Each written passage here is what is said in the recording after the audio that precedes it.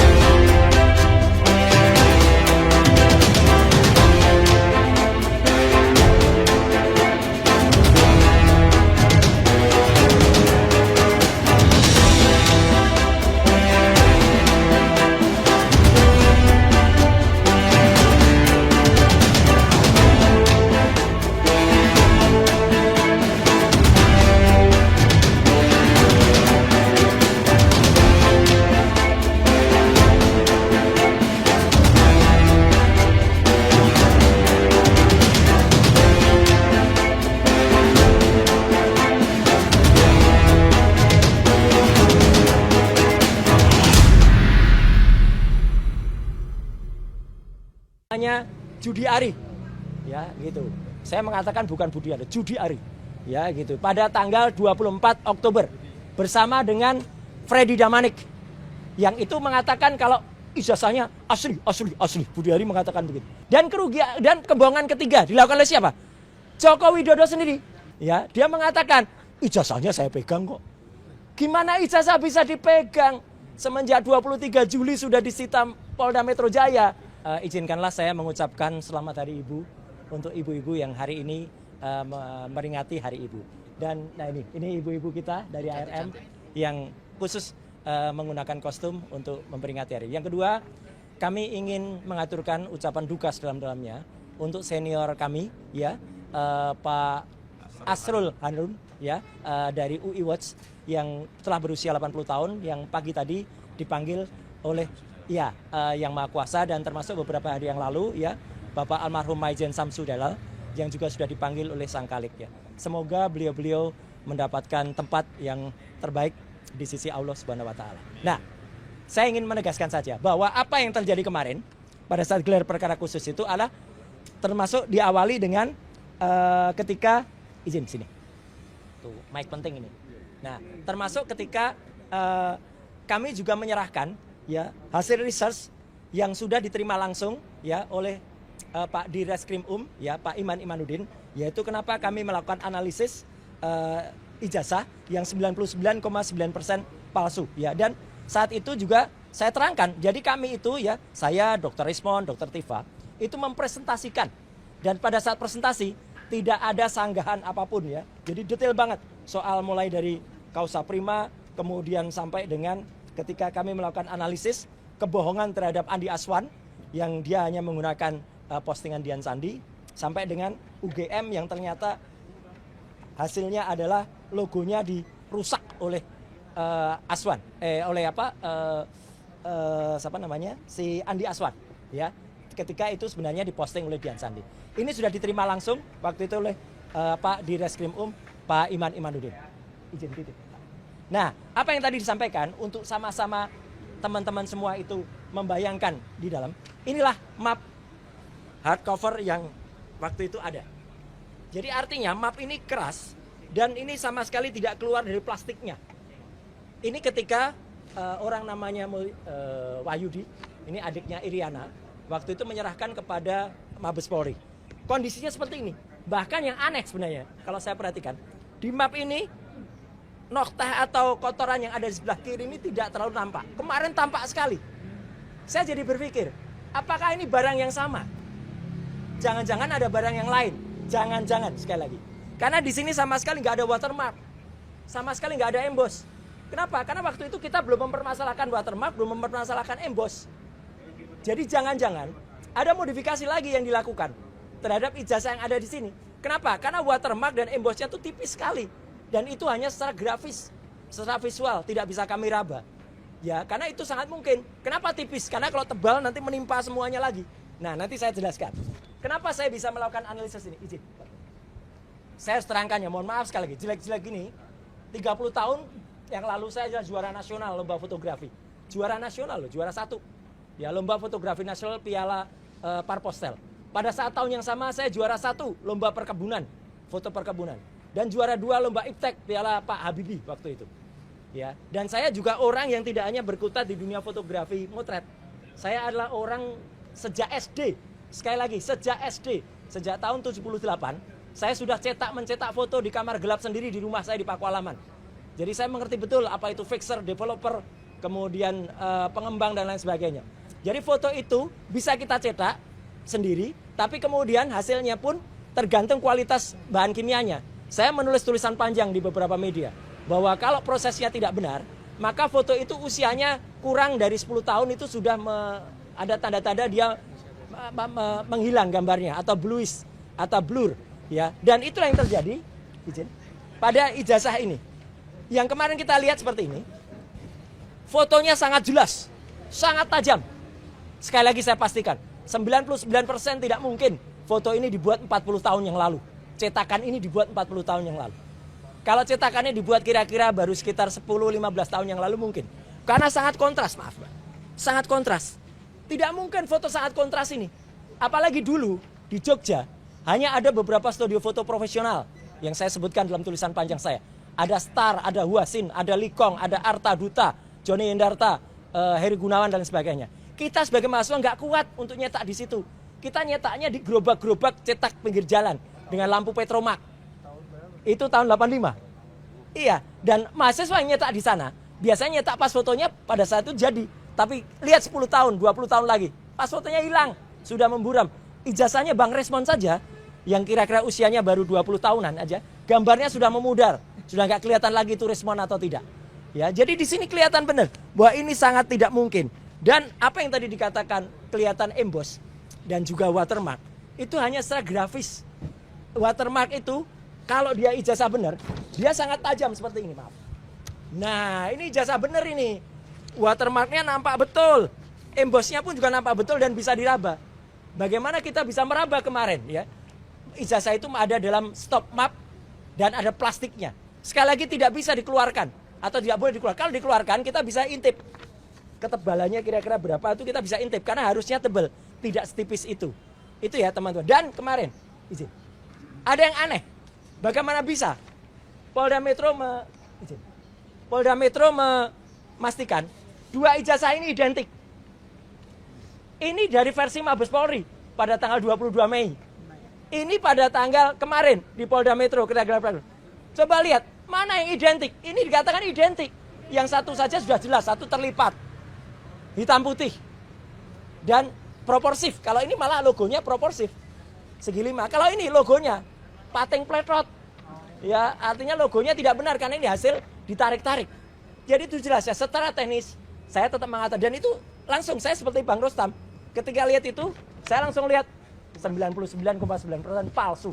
Ya, tetap satu sangat kontras, kedua watermark tidak bisa kelihatan ya secara jelas ya. Ada tipis-tipis tapi itu kayaknya hasil reprinting ulang. Kemudian emboss sama sekali nggak bisa dirasakan. Emboss itu harus dirasakan. Dan yang paling penting juga, ini bagian yang kedua. Ada kebohongan yang kemudian kemarin tampak. Kalau Polda Metro telah mengatakan bahwa bentuk fisik kertas ini telah disita pada tanggal 23 Juli 2025. Setidaknya ada beberapa kebohongan. Kebohongan pertama dilakukan oleh orang namanya Judi Ari. Ya, gitu. Saya mengatakan bukan Budi Ari, Judi Ari. Ya, gitu. Pada tanggal 24 Oktober bersama dengan Freddy Damanik. Yang itu mengatakan kalau ijazahnya asli. Budi Ari mengatakan begitu. Damanik juga mengatakan, bahkan menyebut nama saya. Kalau soal ijazah tanya Roy Suryo aja lah. Gitu. Dia mengatakan itu di depan sumber. Dan dia mengatakan asli. Dan kemarin berusaha berbohong di salah satu TV swasta. Freddy Damanik mengatakan, saya mengatakan scan. Saya putar langsung rekamannya. Ini. Tapi kemudian Mbak Elvira waktu itu tidak menunjukkan karena yang diputar adalah TV lain. Ya, tidak diputar di TV itu. Tapi artinya apa? Dia tidak mengatakan scan, dia mengatakan ijazahnya asli. Itu kebohongan pertama, dilakukan oleh Budi Ari dan Freddy Damanik. Kebohongan kedua, dilakukan oleh namanya Andi Aswan pada tanggal 19 dan 25 November. Yang telah mengakibatkan kerugian material pada seseorang, namanya adalah Michael Sinaga. Wah, itu orangnya. Dia sudah melaporkan dan sukses, teman-teman. Ya, harap diingat. Andi Aswan sudah timbul LP karena mengakibatkan kerugian material pada seseorang yang harus hadir di acara itu, tertarik hadir dia karena disebutkan ijazah asli scan. Ternyata palsu, bukan scan. Dan kerugian dan kebohongan ketiga dilakukan oleh siapa? Joko Widodo sendiri. Pada tanggal 9 Desember ada sebuah wawancara khusus yang disiarkan oleh TV. Nah, ini. Ya, enggak usah disebut TV-nya ya, gitu. Dia mengatakan di rekaman itu ketika diwawancara oleh Mbak Friska Clarissa, ya, dia mengatakan ijazahnya saya pegang kok. Gimana ijazah bisa dipegang? Semenjak 23 Juli sudah disita Polda Metro Jaya. Dan dia mengatakan ijazah sudah dipegang itu pada wawancara khusus eksklusif yang baru ditayangkan tanggal 9 Desember. Jadi setidaknya ada tiga pihak yang melakukan kebohongan pada tanggal 24 Oktober, pada tanggal 19 dan 25 November, dan pada tanggal 9 Desember. Ketika itu diputuskan. Jadi sekali lagi teman-teman semua, saya bisa pastikan sekali lagi, 99,9% ijazah yang kemarin disampaikan pada gelar perkara khusus itu adalah palsu. Dan nggak apa-apa kalau tadi rekan Kosinudin sedikit slip of tongue, biasa ya. Namanya wakil rektor UGM saja, slip of tongue mengatakan Joko Widodo sukses telah lulus dari Fakultas Kedokteran. Ya, Mas Kosinudin tadi mengatakan ini ijazahnya Joshua. Ya tipis lah antara ijazah dengan jenazah, ya gitu. Ya kan sama-sama azah. Kita juga punya lawyer namanya Azah Kan. Azam kan? Itu ya. Ya, nah itu azam kan. Jadi artinya ya kami insya Allah kalau ini tidak slip of tongue. Jadi kami semua ketika gelar perkara khusus itu benar-benar melihat bahwa pada saat gelar perkara khusus kami tidak melihat dengan jelas yang namanya watermark ya. Kalau ada itu grafis. Emboss tidak bisa emboss itu harus diraba. Bagaimana kami bisa memegang, meraba, itu tidak dikeluarkan. Dan kalau ada tangan seseorang yang katanya kami bisa meraba, menembus. Apa bisa tangannya menembus? Nggak mungkin tangan itu menembus begitu ya. Nggak mungkin, karena tangan yang menembus itu adalah dia harus masuk ke dalam plastik.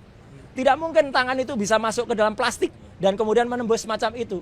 Susah kemudian kalau melakukan itu gitu ya. Jadi artinya kecuali dia bilang, mungkin ijazahnya pendek, tapi ijazahnya juga bisa panjang. Wah, itu baru bisa ya.